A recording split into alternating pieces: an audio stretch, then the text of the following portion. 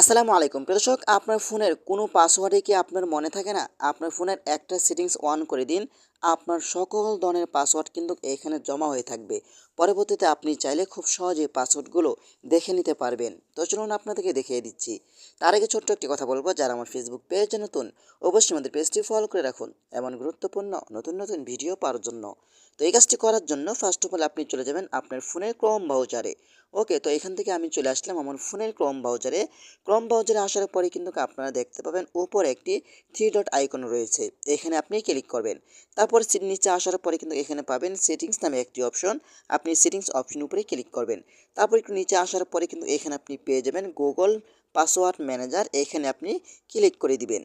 তো এখানে ক্লিক করে দেওয়ার পরে কিন্তু আপনারা এখানে পেয়ে যাবেন সেটিংস, আপনারা সেটিংস অপশন উপরে ক্লিক করবেন।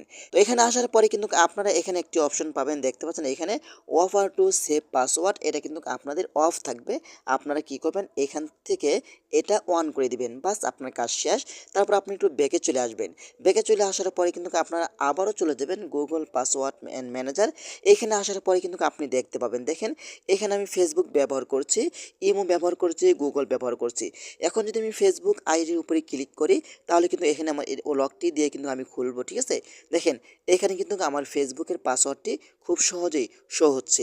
তো এভাবে চাইলে কিন্তু আপনারা খুব সহজেই আপনার ফেসবুক, ইমো সকল ধরনের পাসওয়ার্ড এখানে সেভ করে রাখতে পারবেন। আপনার যদি ভুলে যান, পরবর্তীতে এখানে এসে কিন্তু আপনি আপনার সকল ধরনের সোশ্যাল মিডিয়ার পাসওয়ার্ড এখানে খুব সহজেই পেয়ে যাবেন। তো আশা করি ভিডিওটা আপনার টাইমলাইনে শেয়ার করে দেন এবং আপনাদের বন্ধুদেরকে দেখার সুযোগ করে দিন, যে কোনো সময় আপনার কাজে লাগতে পারে। ধন্যবাদ সবাইকে। আসসালামু আলাইকুম।